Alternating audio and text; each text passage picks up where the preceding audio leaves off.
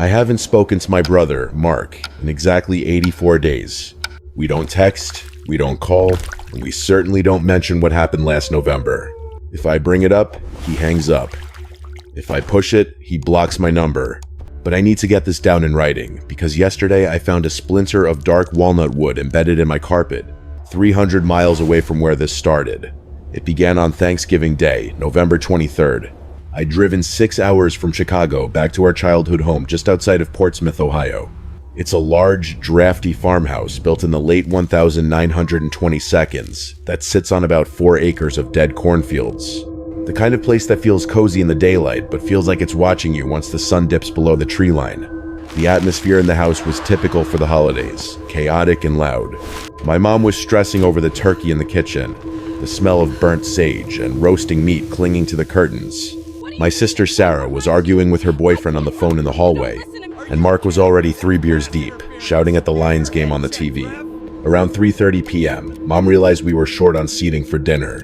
"David," she yelled over the noise of the game, "go check the attic. I think your dad put the old metal folding chairs up there before he passed." I didn't want to go up there. I've always hated the attic. It's unfinished, insulated with that itchy pink fiberglass, and smells like cedar chips and dead flies. But I grabbed the pull-down cord in the hallway ceiling and climbed the creaky wooden ladder. The air up there was stagnant. It felt heavier than the air downstairs. Hot and dry in a way that made my throat itch immediately.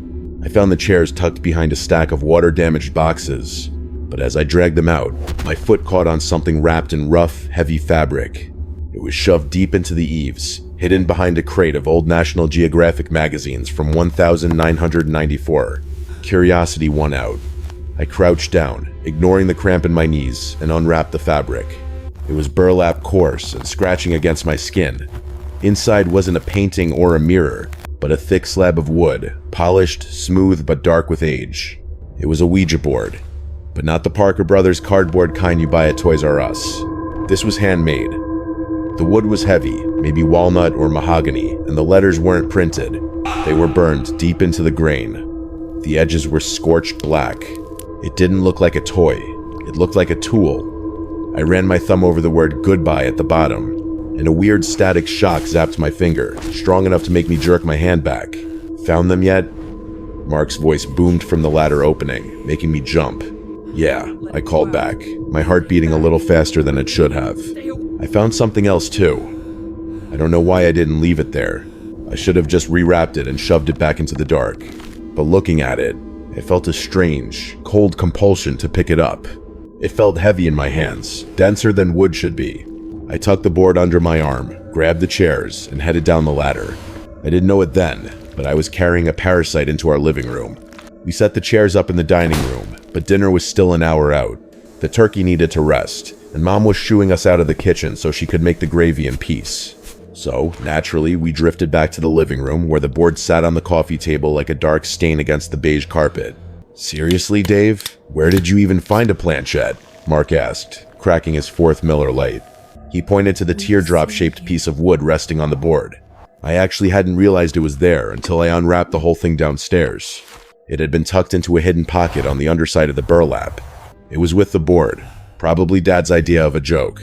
Sarah, who has always been the superstitious one, frowned. She was sitting on the floor, hugging her knees. "I don't like it. It looks burnt. It's just wood." "Sarah," Mark scoffed. He sat down on the sofa and leaned forward, his eyes glazed with that specific holiday buzz. "Come on. Let's ask it when you're gonna dump that loser you're dating."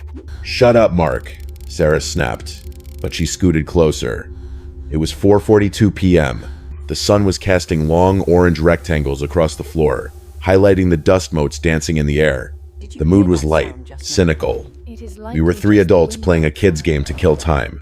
We each placed 2 fingers on the planchette. The wood felt surprisingly cold, like it had been sitting in a freezer rather than a hot attic. The texture was smooth, almost oily, polished by years of I assumed fingertips. Underneath, I could feel the felt pad scratching slightly against the grain of the board. "Is there anybody here?" Mark asked, using his spooky ghost voice, mocking the whole ritual. We waited. 10 seconds. 20. "Stupid," Mark muttered, starting to pull his hand away. That's when it moved. It wasn't a slide, it was a tug. A distinct, magnetic pull that felt like the planchette was heavy, dragging our hands with it. It moved slowly, grinding against the board, inching upward toward the top left corner. Yes, the movement stopped dead on the word. Mark barked out a laugh. Okay, Sarah. Very funny. You're pushing it. I am not. Sarah pulled her hands back as if the wood had burned her. Her face had gone pale, losing that flush from the wine she'd been drinking. I barely touched it. That was you, David. I didn't push anything, I said, though my voice lacked conviction. I hadn't pushed it, but I had felt the momentum. It felt like steering a car with bad alignment, like the planchette wanted to go left, and my fingers were just along for the ride. Whatever, Mark said, grabbing his beer. Ask it something only a ghost would know. Ask it. Ask it what Dad's middle name was. It was a trick question. Our dad didn't have a middle name. It was just Frank. On his birth certificate, on his license, just Frank. We put our fingers back on the wood. The room felt quieter now. The football game was still blaring on the TV, but it sounded distant, like muffled noise through a wall. What is our father's middle name? I asked. The planchette didn't hesitate this time. It shot across the board with a speed that made my stomach drop. N-O-N-E. Mark froze. He looked at me, his smirk faltering for the first time.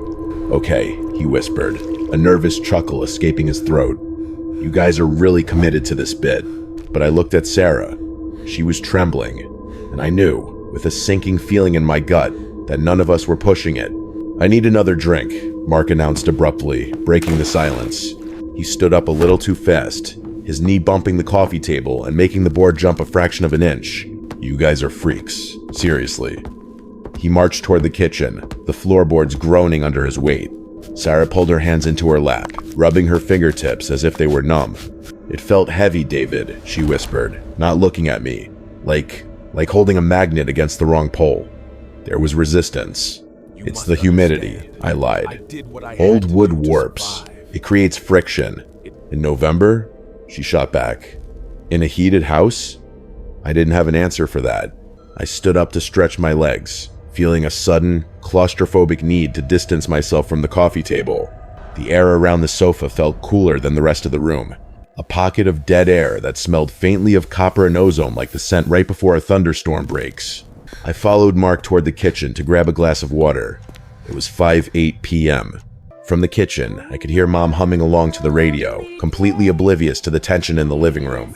I leaned against the door frame that separates the dining area from the living room, watching Mark dig through the cooler. That's when I heard it. Scritch. It was a dry, rasping sound, like a fingernail dragging across a chalkboard, but deeper. It came from the living room. I froze, the glass in my hand tilting dangerously. Sarah? I called out. I'm in the bathroom! Sarah's voice came from the hallway behind me. My blood ran cold. If Mark was in front of me and Sarah was behind me, I turned my head slowly back toward the living room. The room was empty. The TV was still flickering with the football game, casting erratic blue light over the furniture, but my eyes locked onto the coffee table. We had left the planchette in the center of the board, resting on the logo. The point had been facing the top of the board, toward the yes and no. As I watched, paralyzed by a sudden spike of adrenaline, the planchette moved. It didn't slide across the board this time. It pivoted, slowly, agonizingly slowly. The teardrop-shaped piece of wood rotated on its axis. Scritch. Scritch. The felt pads on the bottom were worn down to the wood, grinding against the board's surface. It turned a full 180 degrees. It stopped with the sharp point facing directly at the empty armchair I had been sitting in moments ago. My mouth went dry. It wasn't just moving, it was looking. Mark, I choked out, but my voice was barely a whisper.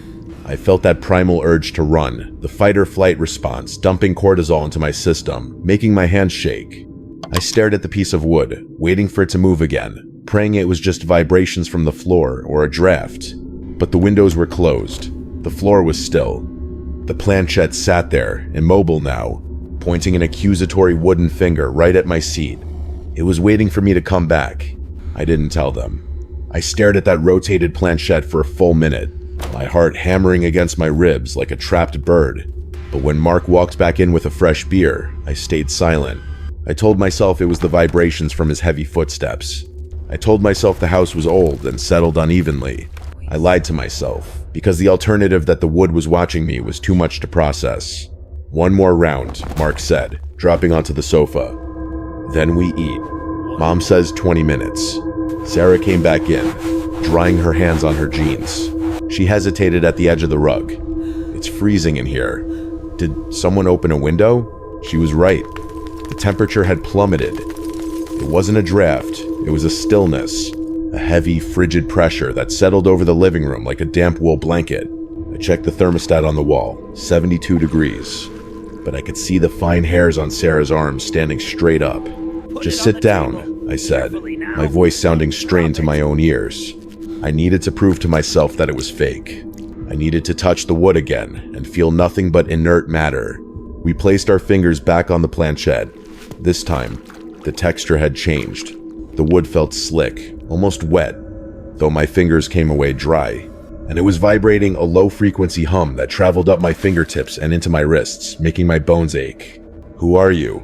Mark asked. He wasn't using the spooky voice anymore. He was staring at the board with a frown, sensing the shift in the room's energy.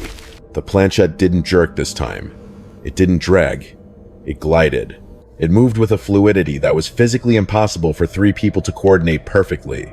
It looped around the board in a figure eight, faster and faster, until our fingers were barely keeping contact. Then, it struck. B. It paused.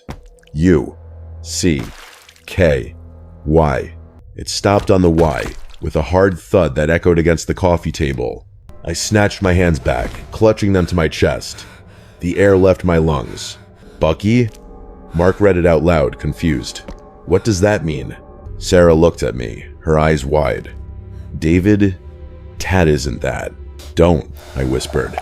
I felt sick. I tasted bile in the back of my throat. Bucky was a nickname. When I was 5 years old, I had buck teeth that stuck out so far I couldn't close my mouth properly. My great-aunt Edna, who lived in this house before us, used to call me that. She was the only one who called me that. My parents hated it, so she'd whisper it to me when she slipped me peppermint candies. Aunt Edna died in 1998. Mark was 3. Sarah wasn't even born yet. "Nobody knows that name," I said, my voice trembling. "Nobody, except..." That's when the smell hit us. It wasn't subtle. It didn't waft in gradually. It assaulted us. A thick, cloying stench of wet soil, decaying leaves, and something sharp and metallic like old pennies. It smelled exactly like the root cellar under the barn after a heavy rain. "Oh God," Sarah gagged, covering her nose and mouth with her sleeve. "What is that?" "The sewer line must have backed up," Mark said, standing up, but he looked terrified. He was looking around the room, his eyes darting to the corners where the shadows seemed to be pooling, darker than they should be. I looked down at the board. We weren't touching it anymore, but the planchette was trembling in place, rattling against the wood like a kettle about to boil over. The vibration of the planchette stopped the exact second the power died. It wasn't a flicker. It was an instant, violent termination of light and sound. The TV screen collapsed into blackness. The hum of the refrigerator in the kitchen cut out, and the furnace blower wound down with a dying wheeze. The sudden silence was so absolute it made my ears ring. "Mom?" Sarah shrieked, her voice cracking in the dark. "I'm here, honey. I'm here," Mom called out from the kitchen. I heard the scuff of her slippers on the linoleum and the sound of a drawer being yanked open. Just a blown fuse, or a line down. The wind's picking up, but there was no wind. Outside the bay window, the silhouette of the oak tree was perfectly still against the twilight sky. "It's not a line," Mark said, his voice tight. He had his phone out, the flashlight beam cutting a harsh white cone through the gloom. The Generac didn't kick on. It's supposed to be automatic within 10 seconds. "Maybe it's out of propane?"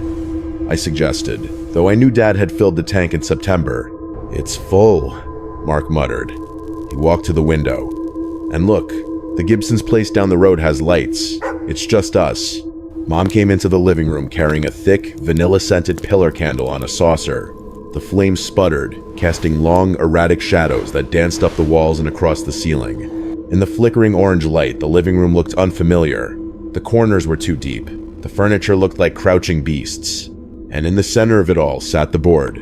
Mark shined his flashlight on the coffee table. The planchette had moved again in the darkness. It was now resting on the picture of the sun in the top left corner. "We need to stop," Sarah whispered. She was hugging herself, shivering violently. "David, please, put it away." "You can't just stop," Mark said, surprisingly serious. "You have to close it. You have to say goodbye. Otherwise, you leave the door open. Everyone knows that." "I am not touching that thing again," Sarah said, backing away until she hit the bookshelf. "I'll do it," I said. I didn't want to. God help me, I didn't want to. But the air in the room felt pressurized, like being deep underwater. The smell of wet earth was getting stronger, mixing with the vanilla of the candle to create a nauseating perfume. I felt like if we didn't close the connection, something was gonna burst. I sat back down. Mark hesitated, then sat opposite me. We reached out. The moment my skin made contact with the wood, a shock of cold shot up my arm, settling deep in my shoulder joint. It felt mechanical. That's the only way I can describe it. It didn't feel like wood anymore. It felt like a piston waiting to fire. "Goodbye," I said, trying to sound firm. "We are done playing.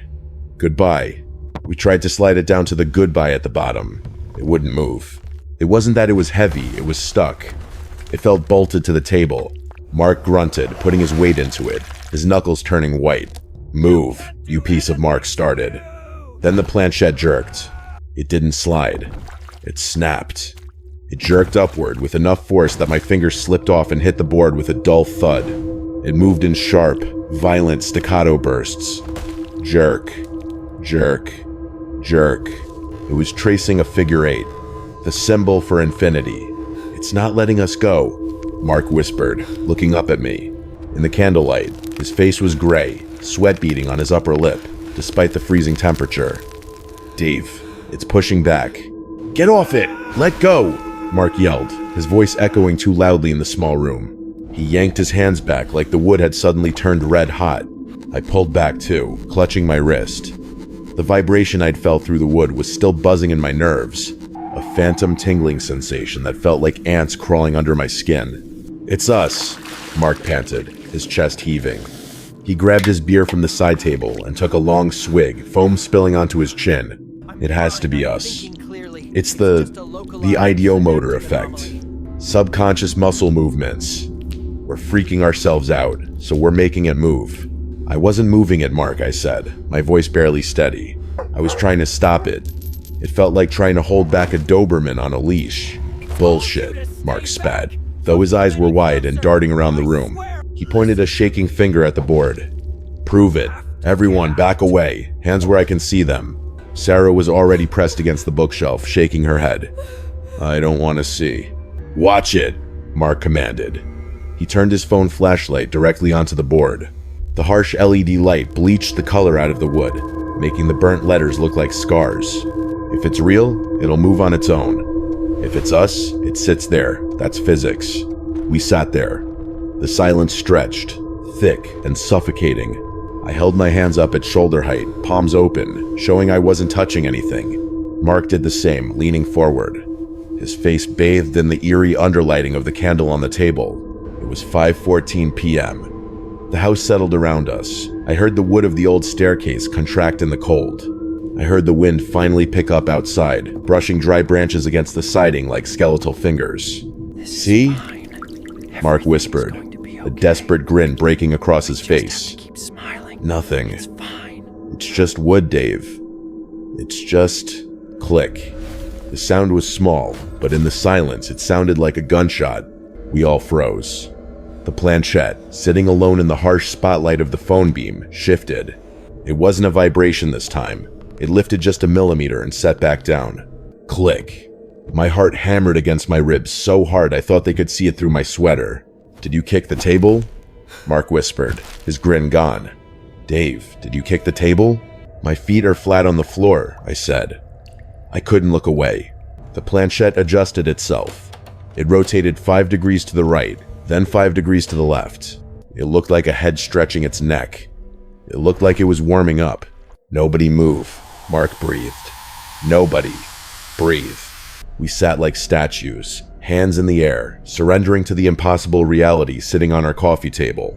It didn't glide this time. Without our hands to absorb the friction or bridge the connection, the movement was raw and violent. It started with a slow, grinding slide. Kersh. The sound was nauseating. It was the sound of dry wood stripping the varnish off the board beneath it. I watched. My breath caught in a painful lump in my throat as the heart-shaped piece of walnut dragged itself 3 inches to the left. "No," Mark whispered. He looked like he was going to throw up. He didn't drop his hands. He kept them raised in a surrender pose, trembling uncontrollably. "No, no, no." The planchette pivoted, the sharp tip hunting like the nose of a shark breaking water. Then, it accelerated. It didn't move with the drift of a draft or the rattle of a vibration. It moved with intent. It shot across the board to the letter I. It hit the letter so hard, the entire board skidded an inch on the coffee table. We were all at least 3 feet away. There were no magnets. There were no strings. I could see the empty space between the table and the floor. I could see the dust motes swirling in the gap between us and the board. It paused on I for 3 seconds.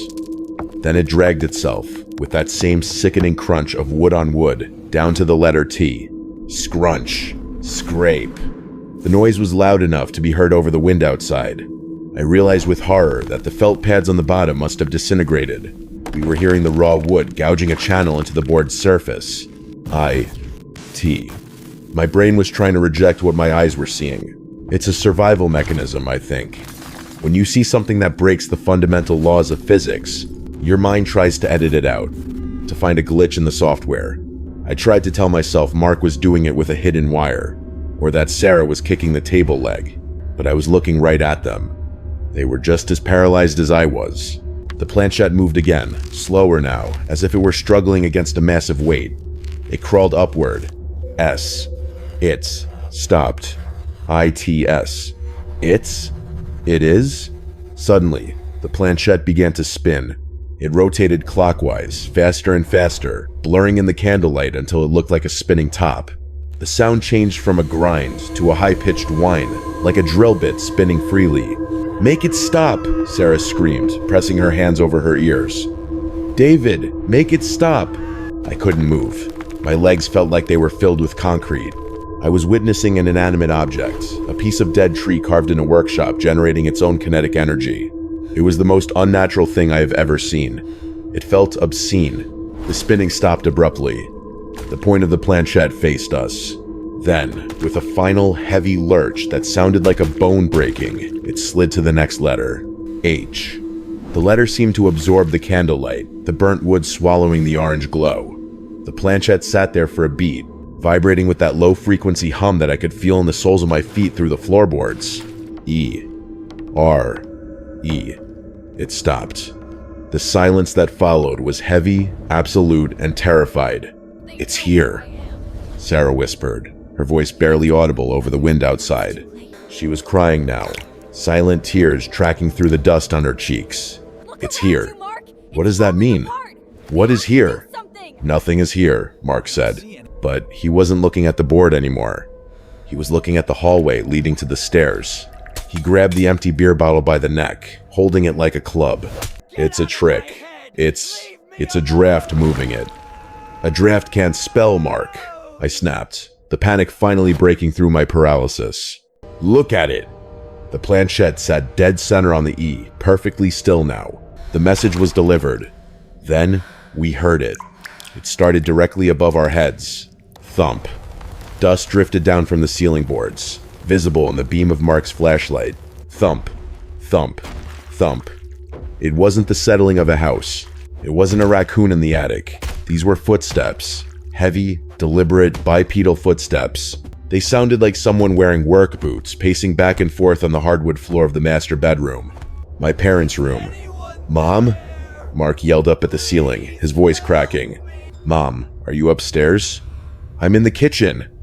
Mom's voice came from the other side of the first floor, sounding thin and confused. "Boys? What was that noise? Did something fall?" My blood turned to ice. Mom was in the kitchen. We were in the living room. Thump, drag. Thump, drag. The gate changed. It wasn't just walking anymore. It sounded like one leg was injured, or like something heavy was being pulled along the floor. "It's walking," Sarah whimpered, curling into a ball against the bookshelf.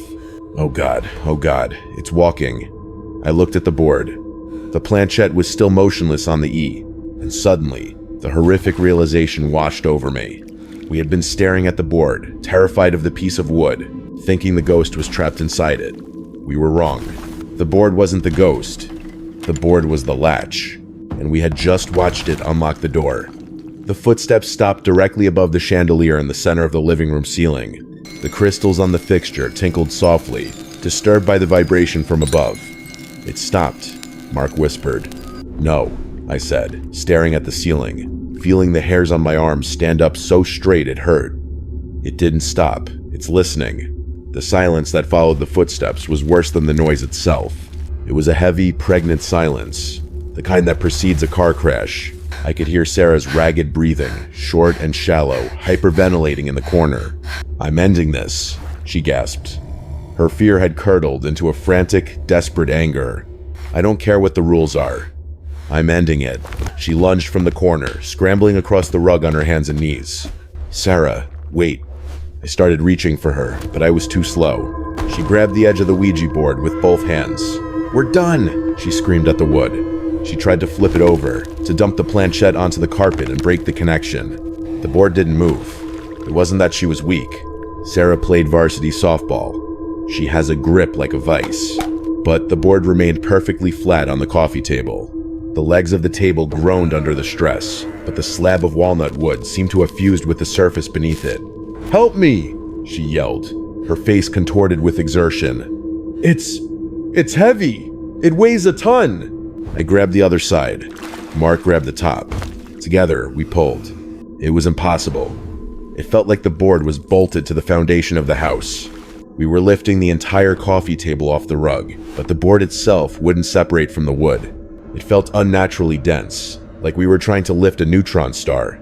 Let go, Mark yelled, seeing the veins popping in Sarah's neck. It's not working. We let go. The table slammed back down onto the rug with a crash that rattled the candle. And then, the planchette reacted. It didn't slide this time. It didn't spell. It lifted into the air. It hovered for a split second, spinning lazily about 2 inches above the board, emitting a low electric hum that made my teeth ache. Then, with a sound like a whip cracking, it launched itself. It was a blur of motion. It flew past Mark's head, missing his ear by a fraction of an inch. I felt the wind of its passage against my cheek. Crack. It slammed into the drywall on the far side of the room, near the hallway door. The sound was like a gunshot. Plaster dust exploded into the air, drifting down like snow in the flashlight beam. The planchette fell to the floor, spinning on its back like a dying beetle. Mark, I whispered, pointing my trembling finger at the wall. Look at the wall. Mark shined the light on the impact site. There was a hole in the plaster, right through to the lath, but it wasn't a jagged break. The indentation was smooth, rounded.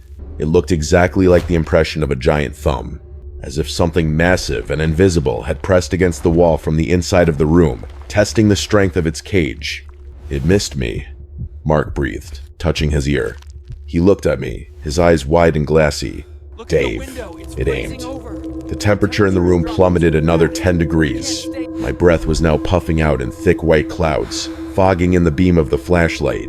The candle flame turned blue, then shrank down to a tiny, struggling bead of light. We have to get out, Mark said. His voice was no longer the voice of a skeptical older brother. It was thin, high, and terrified. We need to get Mom and get out of the house. Now. He didn't wait for a consensus. He grabbed Sarah by the arm, hauling her up from the floor, and bolted toward the heavy oak door that led to the main hallway, the quickest route to the front porch. I followed, my legs feeling numb and clumsy, like I had been walking through deep snow for hours. Mark hit the door at a run, grabbing the brass knob and twisting hard. It didn't turn. It's stuck, he yelled, rattling the handle violently. Mom, open the door. It doesn't have a lock, Mark, I said, my teeth chattering uncontrollably. The cold in the room was now physically painful, stinging exposed skin like needles. That door doesn't even have a latch mechanism. It just pushes open. Mark slammed his shoulder into the wood. Thud. It sounded solid, dense. It didn't rattle in its frame. It sounded like he was hitting a concrete wall dressed up as wood. The window, Sarah gasped, pointing to the bay window behind the sofa. I turned to look, and my stomach dropped. The glass wasn't just dark. It was opaque. A thick, fern-like pattern of frost had bloomed across the inside of the panes. It was spreading fast, crackling audibly as the ice crystals formed, sealing us in. The room wasn't just cold, it was becoming a tomb. The dining room archway, I said, pointing to the open passage that led to the kitchen. It's open. We can go through there. I took a step toward it, but stopped dead. The candle on the coffee table was flickering wildly, creating a strobe effect. In the erratic light, I saw the shadows. They weren't behaving right. The shadow of the grandfather clock in the corner should have been cast against the wall behind it. Instead, it was stretched out across the floor, long and thin, pointing directly at the center of the rug. And it was moving. "David," Sarah whispered, clutching the back of my sweater. "Look at the chair." The shadow of the armchair I had been sitting in was detaching itself. It didn't look like a chair anymore. It looked like a puddle of black ink that had decided to flow uphill. It was oozing across the Persian rug, ignoring the light source, sliding toward us. "They're cutting us off," Mark realized, backing away from the archway. He swung his flashlight beam around. Every shadow in the room, from the bookshelf, the lamp, the sofa, was lengthening, stretching like taffy, all converging on the coffee table. Converging on the board. We were being herded. It wants us back at the table, I realized, the horror of it making me nauseous. It didn't finish the message. "I don't care what it wants," Mark screamed. He grabbed a heavy brass candlestick from the mantel. "I'm breaking the window." He wound up to throw it, but before he could release, the air pressure in the room dropped so sharply my ears popped. The board on the table rattled. Tap, tap, tap. It wasn't the planchette. The planchette was still on the floor near the wall. This sound came from inside the wood of the board itself. "Burn it," I said. The thought didn't feel like my own. It arrived in my brain with the clarity of a command. Mark was still hammering on the window with the candlestick, spider-webbing the frost but barely scratching the glass beneath. Sarah was sobbing in the corner, her hands over her head. The shadows on the floor were inches from my shoes, undulating like black oil. I looked at the fireplace. The logs had burned down to a bed of pulsing, angry orange coals. It wasn't a roaring fire, but it was hot enough. "David, don't!" Sarah shrieked as she saw me lunge for the table. "Don't touch it!" I didn't listen. I slammed my hands onto the sides of the board. The cold was instantaneous and agonizing. It wasn't just cool to the touch. It felt like grabbing dry ice. It seared my palms, the freezing temperature biting through the skin and into the bone. I yelled out in pain, but I didn't let go. "Help me!" I roared at Mark. I heaved upward. In part 9, the board had felt bolted down. Now, as I pulled with every ounce of adrenaline-fueled strength I possessed, it felt sticky. It felt like pulling a boot out of deep, thick mud. There was a wet, sucking sound as the wood separated from the coffee table. SCH lock. I stumbled back. The heavy slab of walnut clutched against my chest. The cold was spreading through my shirt, numbing my heart. The shadows surged. I swear to God, the shadow of the armchair stood up. It rose from the floor, a 2D projection becoming a 3D darkness, lunging for my legs. I scrambled backward toward the hearth. "Get back!" I screamed, swinging the board like a shield. I threw it. The board spun once in the air and landed face down directly onto the bed of glowing coals. For a second, nothing happened. The wood just sat there, smoking. Then it screamed. It didn't crackle. It didn't pop. A sound erupted from the fireplace that I will hear in my nightmares until the day I die. It was a high-pitched, harmonic shriek, like the sound of a tea kettle, whistling, but layered with something that sounded like grinding metal, and a voice.